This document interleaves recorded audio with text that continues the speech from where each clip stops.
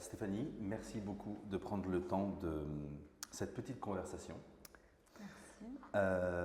qui est dans un contexte un peu différent des autres conversations qu'on a pu organiser par le passé avec toi ou avec d'autres artistes à la galerie, parce qu'on touche au terme d'une période pendant laquelle tu as, sous la forme d'une résidence, utilisé l'espace de la galerie pour continuer de travailler sur un projet, sur une œuvre. Tu avais besoin de cet espace-là. Et moi, j'aime bien dire que la galerie est une plateforme, un laboratoire. On fait des expériences et on tente des choses. Et donc, cette fois-ci, la galerie n'a pas été utilisée pour présenter une exposition, mais mise à disposition de toi pour mener à bien un projet. Le projet ne sera pas terminé au terme de à la fin de cette résidence. Donc on va en parler aujourd'hui, mais on ne va pas le présenter dans sa forme finale.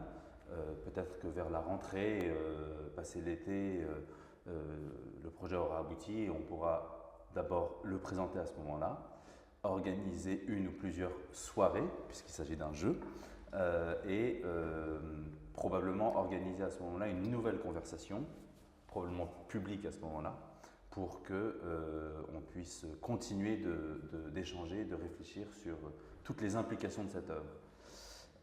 Je voudrais dire d'abord que l'œuvre est en lien avec un livre que tu as écrit, qui a été publié l'année dernière, qui s'appelle « L'être plus », avec un sous-titre « Itinéraire pour devenir soi-même ».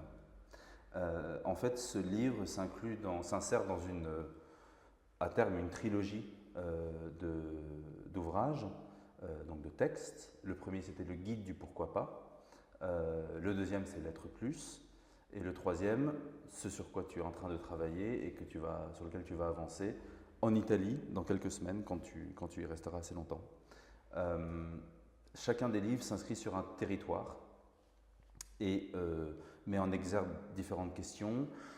Le territoire du premier livre, le guide du pourquoi pas, c'était en Islande. Le territoire de l'être plus, c'est les États-Unis, la côte ouest. La côte ouest des États-Unis. Et le troisième, le titre de travail, je ne sais pas si on peut le... Oui, c'est l'inexpliqué. C'est l'inexpliqué. vraiment l'ensemble du travail italien, exactement. Ouais. Alors, l'œuvre sur laquelle tu as travaillé depuis plusieurs années, puisque tu as commencé ce projet il y a déjà pas mal de temps. Oui, quand j'étais en résidence au Headland Center for the Arts à San Francisco. En Californie. Exactement. Au terme de cette résidence, tu es rentré à Paris avec un énorme bagage, une caisse de transport conséquente qui contenait une table de jeu que tu avais achetée à Las Vegas et qui sert de base pour cette œuvre qui consiste en un jeu. Tout à fait. Le lien avec le livre, je pense que je peux le rappeler puisque c'est la dernière page de texte du livre. Ça commence par le titre de cette œuvre qui s'appelle le Rio Buenaventura. On expliquera ce qu'est le Rio Buenaventura. Carte pour devenir soi-même. Atlas du territoire mouvant de devenir soi-même, celui des investigations américaines de Stéphanie Solinas. L'être plus dessine l'une de ces navigations possibles.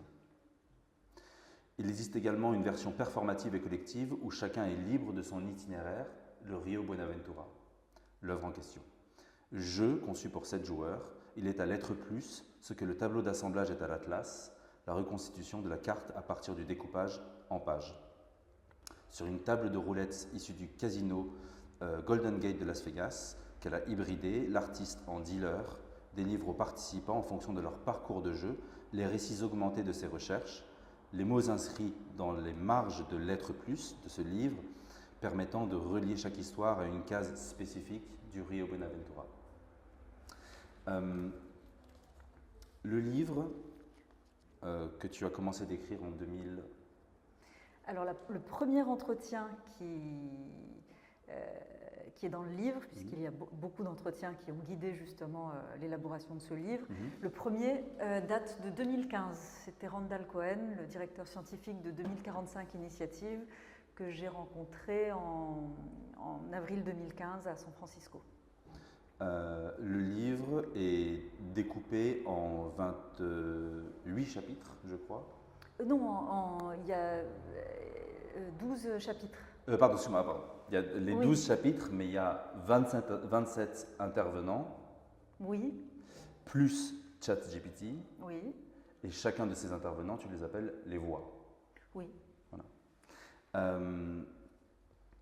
Je voudrais te poser une question, te retourner une question que toi-même tu as posée à une intervenante dans le livre et qui, je trouve, est un bon point de départ pour cette conversation, qui résume, à mon sens, beaucoup d'aspects des diverses conversations que tu as pu avoir dans le cadre de la préparation de ce livre. C'est une question pour un robot. Le monde, ce sont des photographies? Point d'interrogation. Dans quel contexte tu es venu à poser cette question? Alors c'est une question que je pose à Kian Katan, qui enseigne l'intelligence artificielle à l'université de Stanford et qui m'expliquait justement comment un robot pouvait, enfin comment une machine en fait pouvait, il prenait cet exemple en fait d'un détecteur de chat, qu'une machine soit capable de détecter sur une image la présence d'un chat. Et en fait, donc j'avais envie de comprendre effectivement, parce que la machine regarde ses entrées sur des images et doit déterminer si elle voit ou pas un chat. Et en fait, ce qui me frappait, c'était que la grande différence entre la machine et nous, c'est qu'à aucun moment, pour la machine, il ne s'agit de déterminer ce qu'est un chat. Alors que pour nous, il faut que l'on connaisse, que l'on comprenne en fait ce qu'est un chat et qu'à partir de cette connaissance, de cette définition en fait du chat, on est capable de le reconnaître dans la réalité. Avec évidemment dans toutes ses formes et mais on connaît ce qu'est un chat. Et la machine ne saura jamais ce qu'est un chat en fait. Elle saura juste déterminer si sur une image il y a un chat et sur une image il n'y en a pas d'autre. Et comment elle le détermine? En faisant des essais. Et si elle dit qu'elle voit un chat et qu'il n'y en a pas, on lui tape sur les doigts. Et si elle dit qu'il y a un chat et qu'effectivement on lui confirme qu'il y en a un, voilà, on valide cet apprentissage-là. Et donc c'était vraiment cette idée que les entrées, en fait, l'équivalent de nos entrées sensorielles, en fait, en tant qu'humains, pour les machines, pouvaient être éventuellement des images. Ce qui veut dire qu'il faut toujours derrière quand même un être humain pour valider le fait que l'image est bien celle d'un chat. Pour l'instant, voilà, en tout cas dans l'entraînement de l'intelligence artificielle, il y a effectivement ce principe de rétroaction en fait, qui nécessite pour l'instant la présence effectivement de l'humain. Enfin, c'est tout le principe du Mechanical Turk qui est justement cette plateforme d'Amazon qui embauche des hommes et des femmes à bas coût pour en fait, notamment justement dans la reconnaissance d'images, pour en fait c'est des travailleurs du clic, c'est-à-dire c'est eux qui aident les algorithmes à fonctionner aux endroits où l'intelligence a encore du mal à être performante. Donc c'est une forme d'intelligence, enfin voilà, la plateforme du Mechanical Turk est qualifiée d'intelligence artificielle. Et elle s'appelle comme ça parce que c'est en référence à cet automate du XVIIIe siècle qui était invité dans toutes les cours royales d'Europe, qui était un automate qui savait jouer aux échecs et donc qui jouait avec ses différents interlocuteurs. Et puis finalement, à un moment, on s'est rendu compte qu'il y avait un humain qui était caché dans une trappe dans la table de cet automate. Donc, le lien est tu parles d'un automate et puis d'une illusion, de quelque chose qui pourrait être de l'ordre de la science-fiction. Le livre est publié au Seuil dans la collection Fiction et compagnie.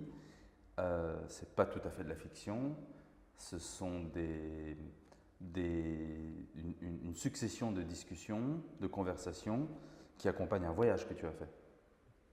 Ah oui, c'est intéressant parce que c'est pas du tout. Donc dans la collection d'ailleurs Fiction et compagnie, elle tire son nom de son fondateur, Denis Roche. Aujourd'hui, elle est dirigée par Bernard Comment. Elle tire son nom de Denis Roche, qui en fait choisit ce nom Fiction. D'abord directement en lien avec les États-Unis, parce qu'il prend ce mot qui est le titre en fait d'un magazine américain qu'il a l'habitude de lire. Et ce mot lui plaît parce que c'est aussi un mot français. Et c'est Fiction et compagnie, parce que justement, c'est de la fiction et autre chose. C'est-à-dire qu'il y avait une revendication d'éclectisme, en tout cas dans cette collection. Et moi, ce qui m'importe, en tout cas dans ce travail, et ce rapport à la science-fiction, alors justement, comment on définit la science-fiction, si tu veux, enfin voilà, selon comment on la définit, on peut déterminer si mon travail appartient à cette catégorie-là ou pas. Moi, ce qui me semble important en tout cas, c'est qu'il n'y a pas d'extrapolation. C'est-à-dire que ce n'est pas la proposition que je fais, ce n'est pas de partir de quelque chose qui existe aujourd'hui pour imaginer ce que sera, pour proposer en fait un récit de ce que sera demain. Je dirais qu'au contraire, ce travail, il est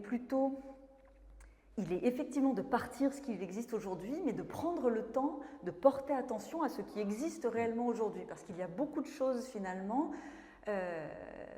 que l'on connaît assez mal en fait, et qui sont qui font partie de la science, qui font partie du réel, qui ne sont pas du tout du côté de la fiction, mais qu'on connaît mal et qui leur donnent comme ça justement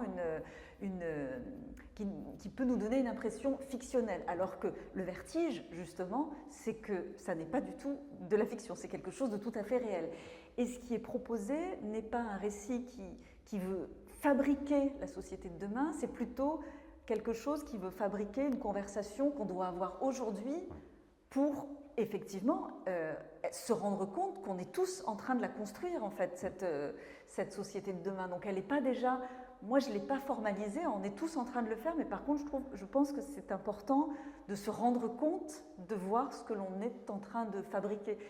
Voilà. Par exemple sur ces réalités qui sont peut-être, notamment la question de la cryogénisation, la question des différents biohackers que j'ai pu rencontrer. En fait, ça c'est des choses qui sont actives et à l'œuvre aujourd'hui.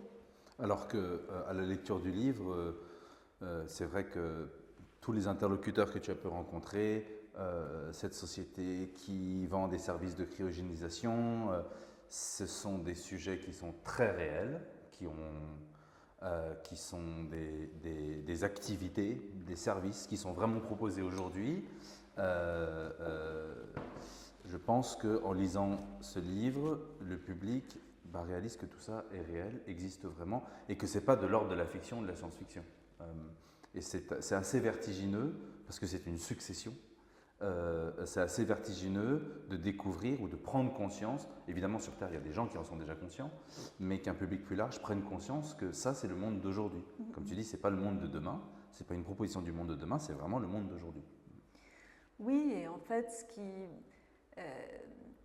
moi, ce qui m'importait pourquoi je suis allée voir ces différentes personnes qui travaillent aujourd'hui à façonner justement, c'est des idées d'aujourd'hui qui ont la capacité à façonner le monde de demain, c'est parce que il y a dans cette, moi ma question c'est de savoir si toutes les transformations qui sont en passe d'être opérées sur l'humain, et notamment la plus grande de toutes, qui est quand même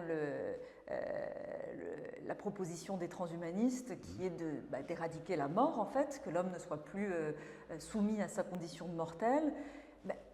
Moi, la question que j'avais envie de poser, c'est justement, est-ce que cet humain augmenté, qui aura dépassé, en fait, ses limites, est-ce qu'il sera encore humain ? Et en fait, quand on pose cette question, forcément, ça nécessite de déterminer ce qu'est un humain, c'est-à-dire qu'est-ce qu'on veut conserver, selon quels critères on va déterminer que cet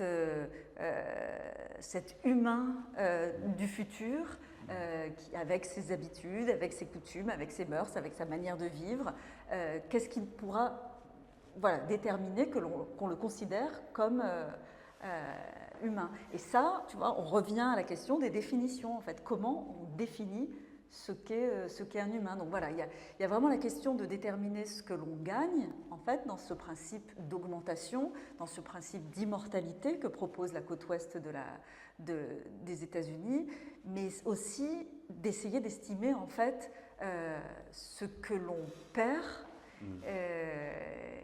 Enfin, en tout cas, de se dire que peut-être on perd quelque chose, et si on perd quelque chose, qu'est-ce que c'est, en fait? Parce que tu m'as dit à plusieurs reprises que toi, tu étais parti dans pour entreprendre cette longue enquête avec 3 questions fondamentales: l'augmentation, l'immortalité et puis la prédiction. Oui. Après, on verra comment chacun de ces aspects se retrouve dans le jeu qui est l'œuvre sur laquelle tu es en train de travailler.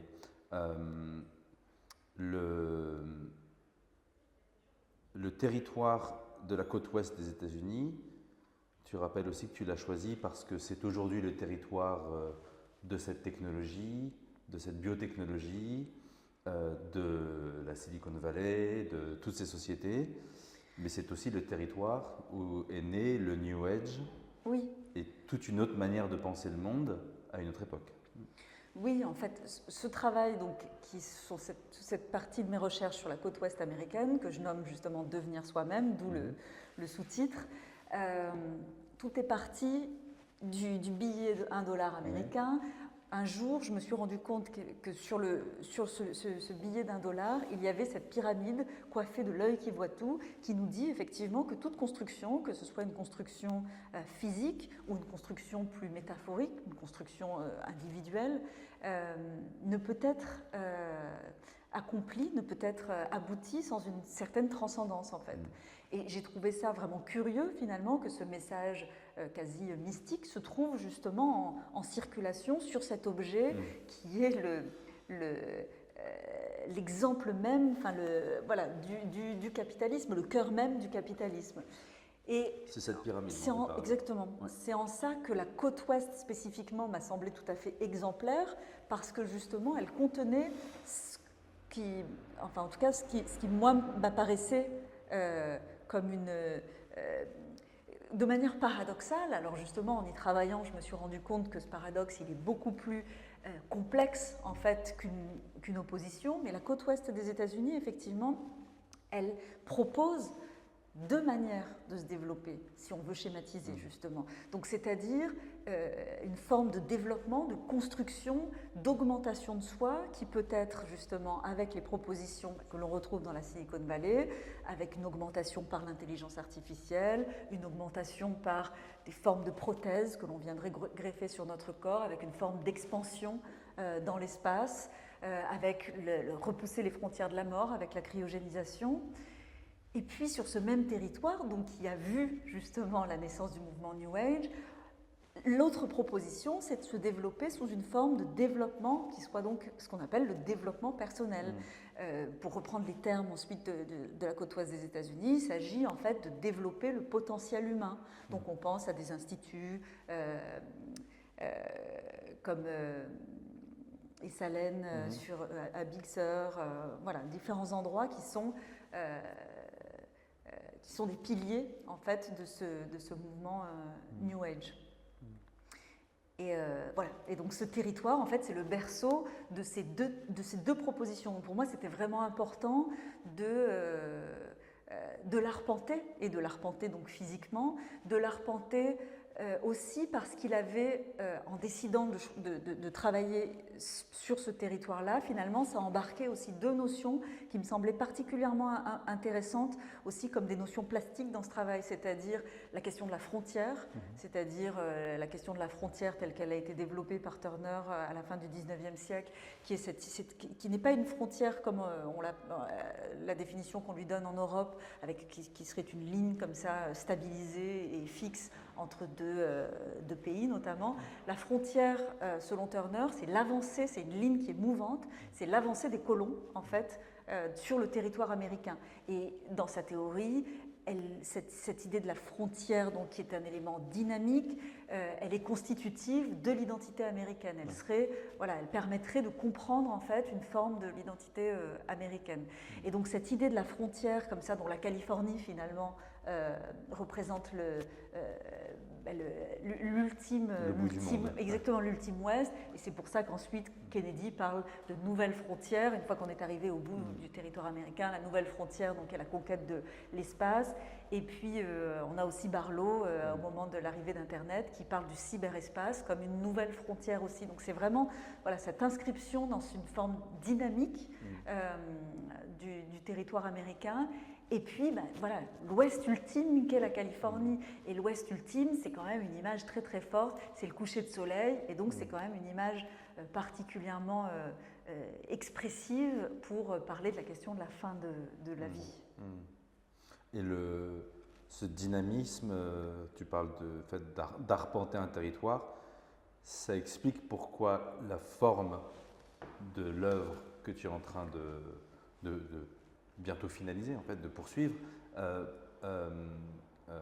ce soit une navigation, ce soit une avancée, et que ce ne soit pas une œuvre figée.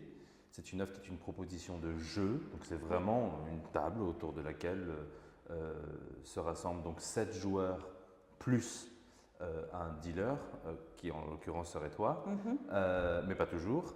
Et il y a cette idée que les choses ne sont pas figées, qu'on s'entend d'abord sur certaines règles et qu'on se lance dans un jeu à partir de ces règles. Oui, alors effectivement, il y a plusieurs choses dans ta question. Donc la question du territoire transformé en jeu, donc finalement c'est de transformer, d'imaginer un territoire de jeu, donc une forme réduite du territoire que j'ai arpenté. Et cette forme, l'idée d'avancer dans un territoire, elle est déjà constitutive, tu l'as mentionné dans le texte qui est à la fin du livre, elle est déjà constitutive du livre, puisque le livre, pour moi, je l'ai construit comme un atlas. Un atlas, c'est quoi? C'est un territoire qui devient un livre. Et un livre, c'est aussi une narration, c'est-à-dire qu'il y a un début et une fin. Et moi, ce qui m'importait dans la transformation du livre en table de jeu, c'est en fait de faire en sorte que cet atlas redevienne carte, c'est-à-dire de pouvoir juxtaposer toutes les pages finalement que contient le livre, toutes les pages de ce territoire en atlas pour en reconstituer ce territoire. Et en reconstituant ce territoire, ça me permettait de le rendre à nouveau arpentable par d'autres et de libérer, en fait, de donner la possibilité aux différents joueurs de pouvoir créer eux-mêmes leur itinéraire, puisque moi j'en ai fixé un dans le livre avec cette narration que j'ai choisi de dérouler. Vas-y, je t'en prie.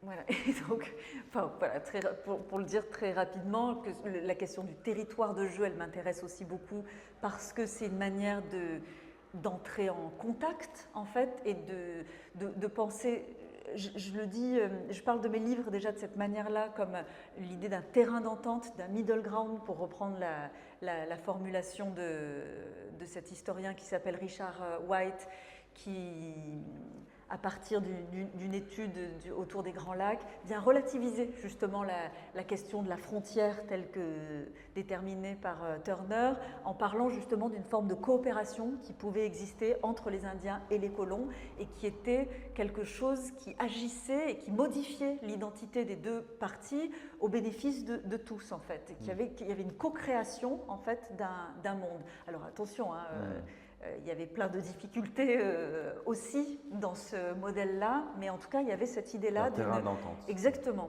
Et pour moi, le jeu, c'est aussi, de manière tout à fait exemplaire, cette idée-là, c'est-à-dire d'avoir une expérience dans un espace déterminé, en suivant des règles qui sont des conventions sur lesquelles, justement, on vient de se mettre d'accord, pour reprendre la citation de Marcel Duchamp que j'évoque, qui est vraiment cette idée de prendre au pied de la lettre cette citation de Marcel Duchamp pour la formaliser dans ce jeu. Alors je peux la donner directement.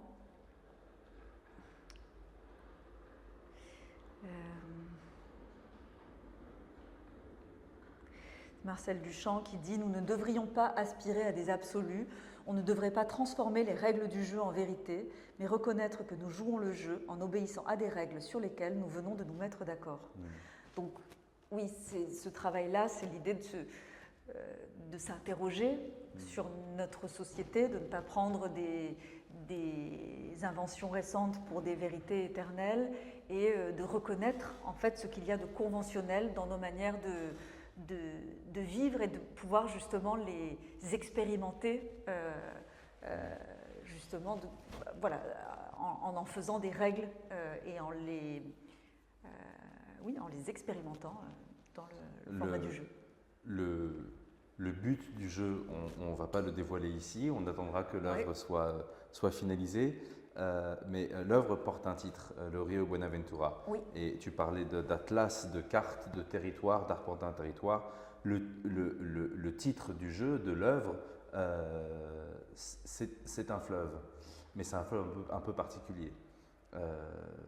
Est-ce que tu peux m'expliquer en quoi consiste le Rio Buenaventura et en quoi ça a peut-être un lien sur cette idée que les choses sont mouvantes? Oui, mais le Rio Buenaventura, c'est un fleuve américain, c'est un fleuve mythique. C'est-à-dire qu'il apparaît sur les cartes des États-Unis, mais seulement sur une certaine période. C'est-à-dire que les premiers cartographes de ce territoire, donc au XVIIIe siècle, ont pensé qu'il y avait un fleuve qui allait des Rocheuses à la baie de San Francisco. Et finalement, ce qui est intéressant, et c'est pour ça que ce fleuve m'a particulièrement intéressée, c'est qu'en fait, très vite, ils se sont rendus compte que ça n'était pas le cas, que ce fleuve n'existait pas. Il était censé être l'équivalent du Mississippi, mais donc très vite, ils se sont rendus compte que c'était, plus ils avançaient dans le territoire, plus ils se sont rendus compte que c'était différents fleuves, en fait, qu'ils avaient pris pour un seul et même fleuve. Mais le désir qu'ils avaient de son existence, parce qu'en fait, il aurait grandement facilité leur installation, de par son positionnement et de par son ampleur, ce désir, en fait, a fait qu'on a continué à le dessiner sur les cartes du territoire américain pendant plus de 100 ans. Voilà. Donc la carte prend le dessus sur le territoire. La représentation du territoire sous forme de carte prend le dessus sur le territoire lui-même. Oui, c'est-à-dire que et surtout, sous une forme objective, elle accueille une dimension tout à fait subjective de l'humain, qui est cette forme d'espoir, de désir, d'avancer, voilà, de dépasser en fait, de dépasser ses propres limites. C'est presque une sorte de territoire augmenté. Oui, en tout cas, oui, tout à fait, tout à fait. Tu as sorti un élément là sur la table. Oui. Cette petite voiture qui vraisemblablement fera partie du jeu dans sa version finale. Elle a quelque chose de hautement symbolique dans le jeu, la voiture. Alors, elle est à la fois hautement symbolique, effectivement, puisque c'est elle qui nous permet d'avancer sur ce parcours qui est dessiné par cette rivière. Elle est hautement symbolique et elle est hautement pratique également. C'est-à-dire que c'était pour moi aussi, en convoquant cette représentation sous une forme miniature et sous une forme de jouet, en fait, de la voiture, c'est une manière de parler aussi de la manière dont j'envisage ce travail, c'est-à-dire qu'il s'agit d'une exploration très précise en fait d'un territoire avec je parle de mes voix justement parce que pour moi c'était vraiment cette idée d'identifier des personnes et de recueillir leurs paroles, d'identifier des lieux et de pouvoir aller les photographier, les visiter en fait, donc vraiment quelque chose qui est très ancré dans le territoire et dans la réalité de ce territoire. Et donc qu'est-ce qui m'a permis de les connecter, c'est effectivement la voiture, parce que c'était un long road trip en solitaire qui m'a permis de justement faire 5000 km pour pouvoir connecter ces gens et ces lieux. Et puis évidemment, c'est une manière d'avancer dans les idées, en fait. C'est-à-dire, c'est une avancée dans le territoire, mais qui me permet, en fait, de poser la question, en fait, d'aller du Center for the New Age de Sedona au Centre de recherche en intelligence artificielle de Facebook à Menlo Park, d'aller de la spiritualité à la science, en passant par Las Vegas, et donc de questionner qui est donc cette négation complète de la nature, une ville comme ça qui pousse en plein désert, et de questionner justement cette idée de repousser nos frontières et de repousser la question, la question de la frontière de notre mort, de notre propre mortalité. Donc voilà, et ça c'est vrai pour mes 3 territoires en fait. Tu mentionnais l'Islande et les États-Unis, voilà. Et donc c'est vraiment l'idée d'être au plus près, d'être le plus précise possible sur un territoire, mais à chaque fois ce dont il est réellement question, évidemment, c'est la question justement de quelque chose qui n'est pas accessible directement. Et c'est pour ça que j'aime l'idée de passer par la convention du territoire et de sa représentation. Donc je convoquais la figure de l'atlas, de la carte géographique, du terrain de jeu, parce que ça c'est tangible. Mais et qu'on peut se mettre d'accord pour que ce soit un point d'entrée pour ensuite accéder à quelque chose, voilà, que nous ne voyons pas et qui nous constitue. À nouveau, je ne veux pas encore dévoiler une finalité du jeu, puisqu'on attendra sa forme finale pour d'abord en faire l'expérience. Mais quelle est ton intention dans le fait de d'abord retranscrire ce road trip et toutes ces conversations et ces réflexions sous la forme d'un jeu, mais ensuite d'inviter un public? En l'occurrence, ce sera vraisemblablement 7 joueurs. Quelle est ton intention dans l'idée de partager cette expérience-là? Qu'est-ce que tu veux que ça apporte aux joueurs? Ouais, je pense que c'est ce que, quand j'évoquais cette idée de middle ground, c'est-à-dire justement dans le livre et dans le jeu, il y a différentes propositions justement qui sont faites par mes différents interlocuteurs de comment s'augmenter en fait. Et il y a toujours cette idée de s'augmenter, ça veut dire sortir de soi-même aussi à un moment, en tout cas, ou alors se demander finalement où sont nos propres limites. Et il y a quelque chose, évidemment, dans ces propositions qui sont de l'ordre du collectif, mais c'est ce que propose l'intelligence artificielle, justement. Ça, c'est l'une des solutions, justement, qui est apportée, c'est-à-dire de la quantité de données, d'expériences individuelles. On crée quelque chose qui permet d'apporter à tous un peu plus de connaissances, un peu plus de... Voilà, c'est un sujet en soi, on pourra en reparler une prochaine fois. Mais en tout cas, c'est l'idée d'accepter une forme de collectif dans l'identité et de se poser la question, de faire l'expérience des limites de nos identités à cette échelle réduite qu'est cette table de jeu et de ces 8 personnes autour de la table de jeu. Dans l'image, on voit une œuvre qui est accrochée au mur derrière, oui. Qu'on pourrait quand même commenter. Cette œuvre, en fait, est une réalisation qui émane d'une proposition, d'une idée que la voix, elle, dans le livre, oui. La narratrice, propose. Si tu veux, je peux lire ce paragraphe et puis oui. Derrière, on peut en parler plus en profondeur de l'œuvre. Note pour elle-même, transformer le cercle chromatique en sphère, faire de la représentation ordonnée et conventionnelle de la portion du spectre électromagnétique perceptible par l'humain un monde en soi.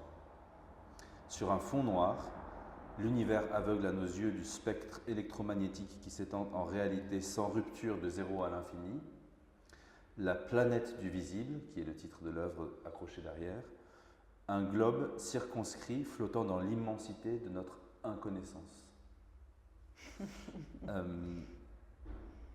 Si on décrit l'œuvre... Il semblerait que j'ai matérialisé cette petite note. Moi, j'aime beaucoup d'abord le fait que le livre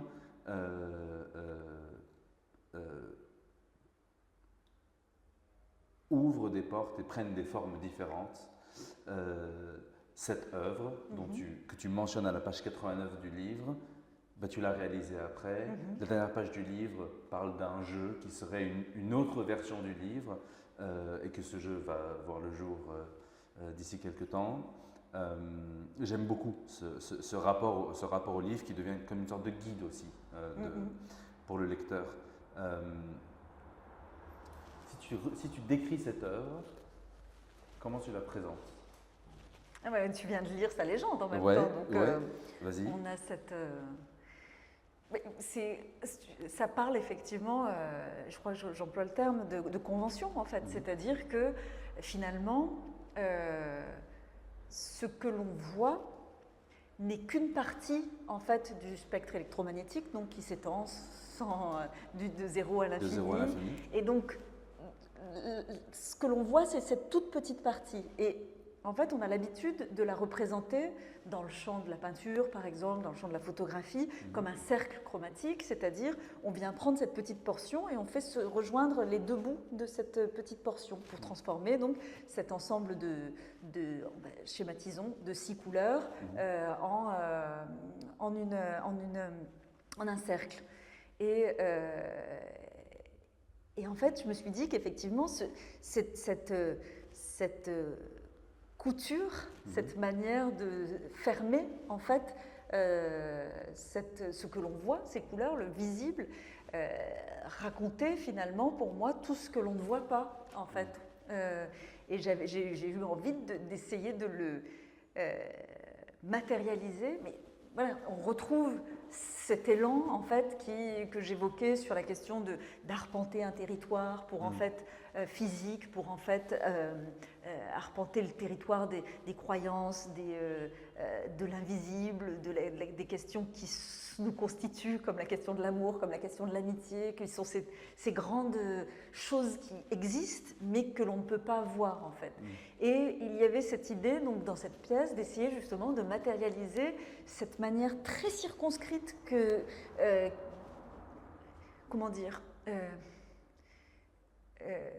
ce que nous permettent nos sens en fait. Les sens tels qu'on les reconnaît, en tout cas aujourd'hui, nos 5 sens, qui nous ouvrent un monde et qui en même temps nous ouvrent un monde selon ces conditions-là. Et voilà, de pouvoir imaginer qu'effectivement, de pouvoir se rendre compte qu'il y a aussi justement tout ce que l'on ne voit pas en fait. Moi je ne sais pas ce que c'est, mais en tout cas j'aime l'idée de me dire, enfin j'aime, mais c'est en même temps tout à fait déstabilisant. Voilà, de s'imaginer flotter.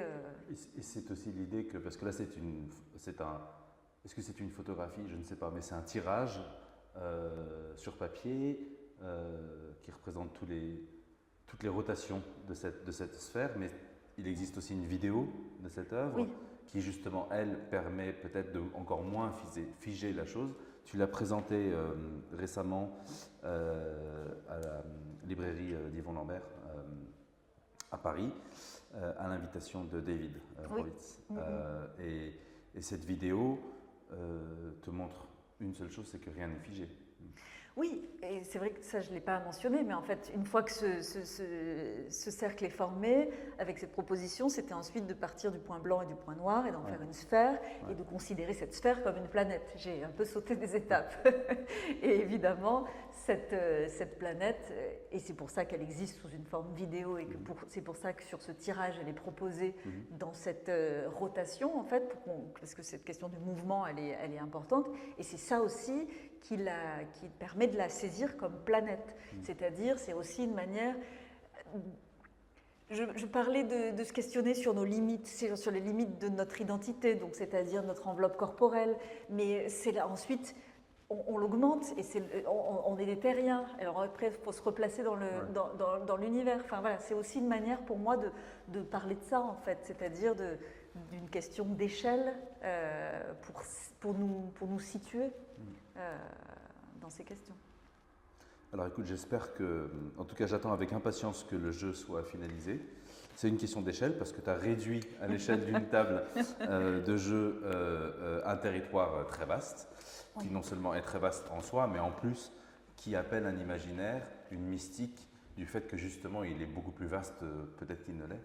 Oui, et c'est ce territoire et c'est mon territoire, dans le sens où c'est le parcours que moi j'ai fait dans ce territoire.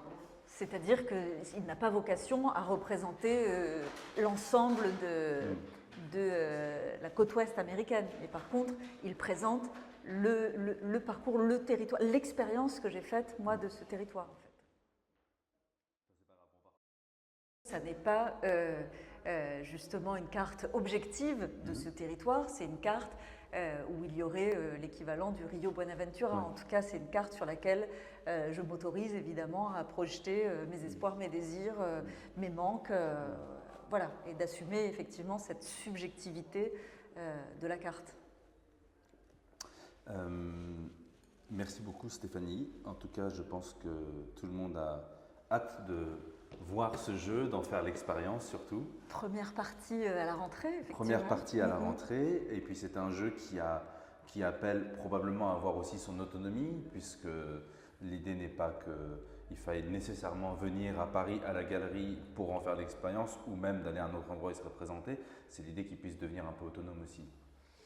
Oui, ça fait partie des éléments de travail ouais. sur le Rio Buenaventura. Merci beaucoup. Merci.